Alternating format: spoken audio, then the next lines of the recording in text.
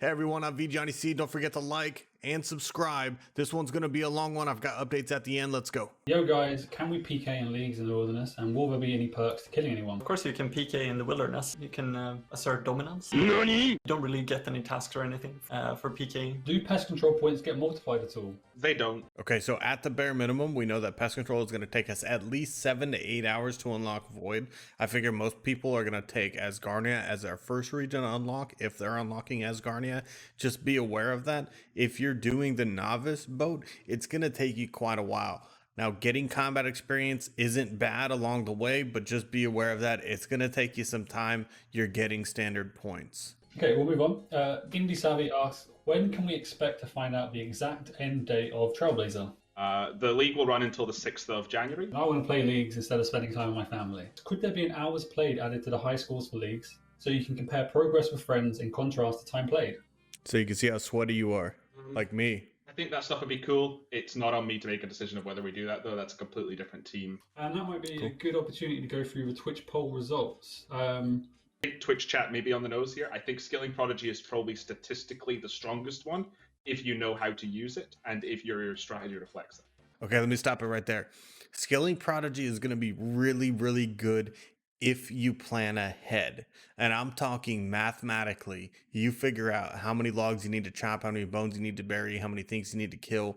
If you are one of those kinds of players, Skilling Prodigy might be the relic for you. And you don't need me to tell you that because you're already way ahead. Now, if you're a player like me and you play it a little bit differently, Skilling Prodigy just may not be right for you. I have contemplated Skilling Prodigy. It does have its pros and cons, mainly the drop off completely once you're maxed or, maxing the skills that you want. So it's not for me. When you talk to Dominic Onion, he mentions it to you that you can buy Nightmare Zone points for him for 1 GP each. So if you want to imbue your Slayer Helm, which I think is 1.25 million points, you need to give him 1.25 million gold, and then he'll give you the points and you can do the imbue. It's non-refundable though, so don't accidentally give him 10 million gold or something if you're not planning to spend the points. We should say a big shout out to the league's Discord as well. They've been helping us a bunch throughout development, like identifying really, really obscure bottlenecks and minor details we've forgotten. I've seen people ask about Discord. Okay, what we should do after this is see if we can pair up with the Discord a little bit more officially. Distribute that kind of link in our comms and stuff, because they seem to be a very useful resource for us. Well, Husky, come to you for the first one. Hori asks, will you need to unlock the desert and complete Tourist Trap in Trailblazer in order to make darts? Or will we be able to make darts without needing to complete Tourist Trap? Yes and no. You need Tourist Trap in order to smith the darts, but you can still fletch them. So if there's any way you can get dart tips, you feel free to do that. But yes, we are locking the ability to smith them behind Desert. Desert doesn't have a lot going for it. And Blowpipe on this league is pretty good because, no surprise, Blowpipe's pretty good in the main game. So if you take Tyrannwin for the Blowpipe and you don't take the Desert, it's going to be extremely unlikely that you're able to sustain dart consumption on the Blowpipe without being able to smith them. There is a limited drop source of dart tips out there. Yes, it is possible to get, but they are really hard to sustain over any period of time. Man Durable asks, will the Mage training arena points in Trailblazer be boosted at all? Leagues is meant to be faster paced than the regular game. MTA may be a big turn off to players choosing the desert as it's quite slow and boring. Right now, we have it so that it doesn't, and I believe that's what we're going to go with. Ultimately, we've elected to leave it as is, and that could be the wrong call, and we'll just have to wait and see. In Trailblazer League, Mage Training Arena will be unchanged, though in future leagues it could be accelerated, maybe even other mini games. Right, let's summarize and move on. So MTA isn't being changed this league. Cool. Waits for N1 asks, Fremnik Exile's quest is locked by Mountain Daughter, which requires going to Asgarnia. Can this be given to us to allow Exile's completion within the Fremnik region alone? Yes, we've got a huge list of things we missed that have changed and added over the last week and a bit or so. Stay tuned because I do cover that change list in this video. Go ahead and leave me a comment down below on things that you wish were changed or changes that you are looking forward to. The mining helmet requires Lost Tribe to unlock it, but it's also needed for Lumber's Diaries. Will we get that task? I think that's meant to read. Will we get the task, or Lost Tribe unlocked to solve Bone Crossbow and Dorgian Mine being locked by Asgarnia? If we missed that, we'll probably auto-complete that task. We don't have any plans right now to give Lost Tribe to Misthalin, so Bone Crossbow will be locked behind Asgarnia. Cool. Tom Lockett asks, will bosses that are normally locked behind quests be accessible in Trailblazer about meeting quest requirements? For example, can we take on Zalcano without 70 mining if we unlock Taranwin? You'll still need the normal requirements to do things. And I have no idea if Zalcano is the base stat or the boosted stat. It's probably base. It's a terrible Considering example. The quest had a 70 mining requirement. Zalcano is a terrible example because there are other bosses that are gated behind quests. For example, the Gauntlet, which actually doesn't have any single or singular skill requirement other than the base stats for the quest. So does that mean the Gauntlet is going to require the 70 whatever stat bonuses that you need when woodcutting, mining, whatever you needed for the Gauntlet? And I wish they asked that instead of Zalcano. Yeah, you'll still need to train your skills. Cool. Okay, next question. What's the verdict on God Wars instances? You've mentioned discussions for the past 2 weeks. So I could give you guys an answer to that now. We've been talking about this for a while, and we've known what we wanted to do, but we didn't want to do or say anything until we were sure the work was going to meet the deadline, right? Because we know League's got a release date, and we want to make sure. As of right now, we have 4 jobs that are sort of awaiting the QA work to instance 4 specific places that we felt like we could meet them. So that is all of the God Wars dungeon rooms. That is Dagannoth Kings, Calphite Queen, and Mole. Mole was kind of like a we'll do it if we have time kind of thing, but That's huge. That's going to change the dynamic of all of the regions. I mean, we're talking about instance boss fights here for God Wars Dungeon. I mean, specifically being the biggest one, God Wars Dungeon was going to be packed and definitely one of the regions I didn't want to pick unless God Wars were instance. Huge. We'll get to that at the end of the video. But it turned out it was a relatively quick job.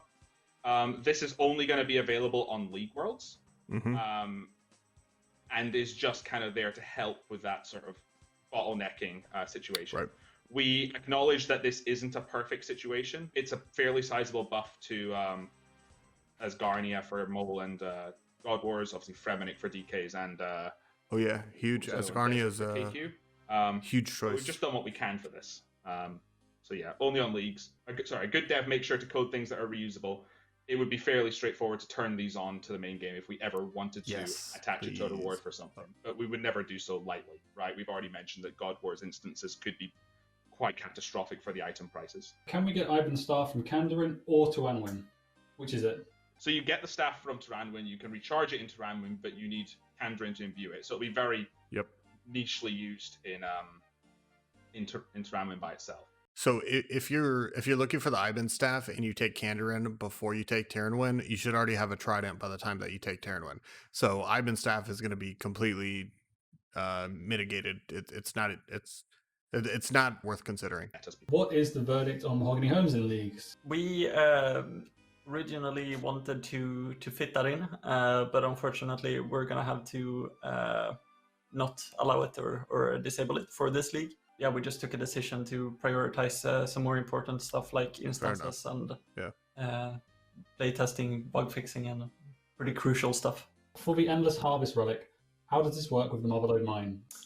It still works. It just doesn't bank the pay dirt, so you get double the amount, but it doesn't auto bank it for you. When it comes to pay dirt, we already figured that Motherlode Mine and pay dirt was going to operate this way. Not going to your bank and staying in your inventory, you're just going to get double the resources, which is going to make Motherlode Mine even less AFK. Mod, Arcane, Elena, and myself were doing Theatre of Blood this week with Relics, which was a lot of fun. And we actually drastically changed some of, not drastically, but like tweaked the numbers quite a lot on the tier 3 and made a quite big change to tier 6, which is the PVM focused Relics. I'll leave you guys with this kind of teaser. What if you didn't have to use melee in Tob? Game changing.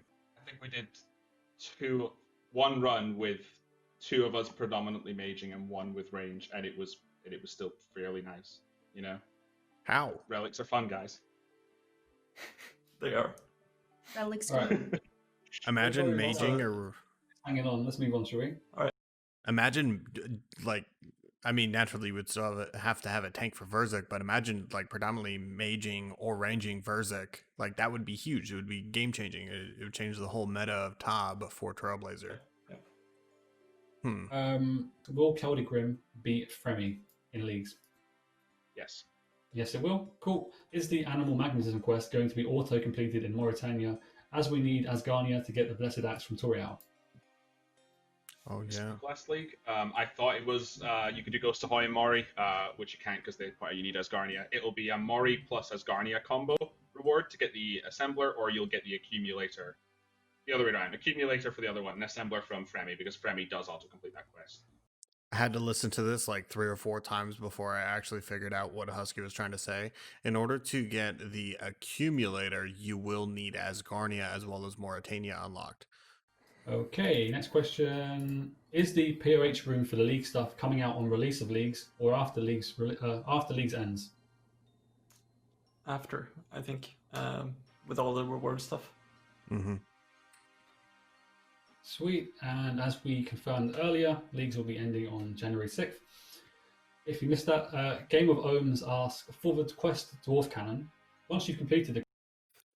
So if you're not playing Trailblazer, you can at least buy the rewards, the ones that are going to be tradable, after June 6th. Any rewards that you obtain or earned during Trailblazer League will not be usable or obtained in the main game until after January 6th. No special treatment here. I believe you need both Kandarin and Asgarnia to get a cannon. So, if you want a cannon, unlock both those areas. Can I just say something about Kandarin? Sorry, Husky? Mm-hmm.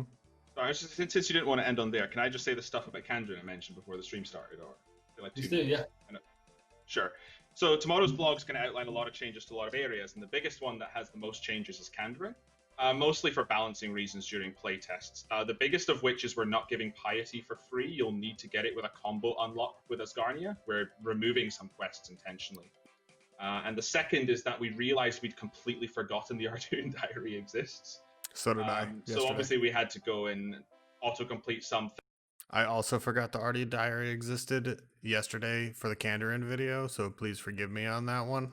Things, and we have to... we had to make tasks for it, right?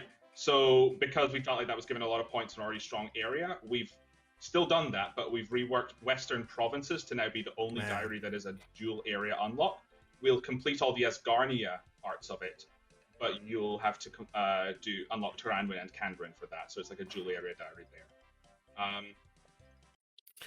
Okay, so that's fine. If you were looking for the Crystal Halberd, that makes sense. But in order to get that Red Chinchapa hunting ground, the private hunting ground, you're going to need the hard diary, which is you're going to need Terranwin unlocked.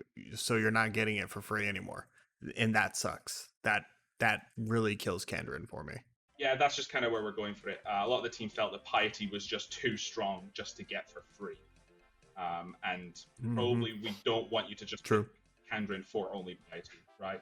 So... Yeah, absolutely.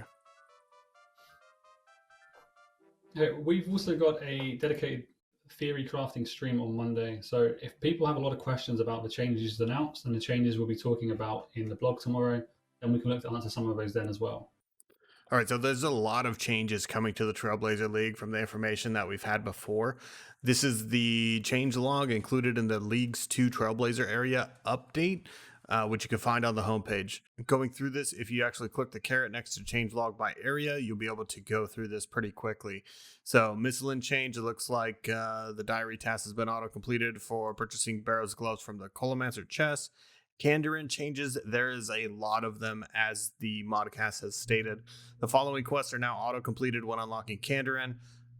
Swan Song's auto-completed, which is sweet. Garden of Tranquility's auto-completed, and Creature of Frankenstein, which is kind of interesting. I wasn't expecting that one.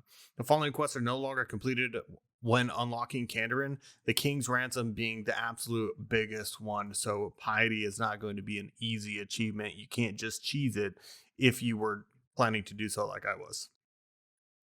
The interesting part about that change is actually the following shop stock has been modified. Catherby and Port Khazard traders now actually stock granite, which means you don't need the desert unlocked in order to complete those. With this change as well, they're auto-completing the Kandarin Diary task, the teleport to Camelot. As for the Kandarin Diary, some big changes there. So instead of these changes here, they're no longer auto-completing the pest control achievements. So all of those will need to be obtained through Asgarnia.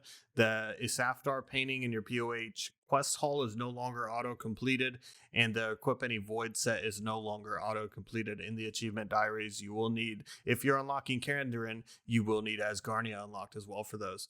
The following Ardoon diary tasks will be auto-completed, basically all of them that you cannot complete from just within Kandarin. Asgarnia is also receiving some updates here. The following quests are now auto-completed upon unlocking Asgarnia: Death Plateau, Troll Stronghold, Edgar's Ruse, My Arm's Big Adventure, and The Feud. Also in my Asgarnia video, we covered a couple of these. It looks like they are fixed. The achievement diaries are auto-unlocked for purchasing a white 2H sword from Survivin' and recharging your prayer at the Port Sarum Church while wearing full proselyte. Mahogany homes will not be accessible. Mauritania's quests are now auto-completed upon unlocking Mauritania Cook's Assistant and some RFD progress. Fremnik provinces auto-completed quests are going to include Family Quest, Ghost Ahoy, and Mountain Daughter. Small change to Caridian Desert. Inakra's Lament is no longer auto-completed, but the diary tasks, refill your water skins in the desert using lunar spells, is auto-completed. Wilderness mini quest, Enter the Abyss, is auto-completed. And for other changes, it looks like we've got some drop modifiers. Blood shards are getting a drop increase with relics. Black Mass and Fedora from Crazy Archaeologist, Dust Battle Staffs, and Mist Battle Staffs are getting buffs. Hey everyone, I know it was a long one. Thanks for sticking with me. Don't forget to like, comment, and subscribe. I do have links in the description for a bunch of things. Also, previous videos are going to be shown somewhere on the screen up here somewhere. Thanks. Bye. NANI?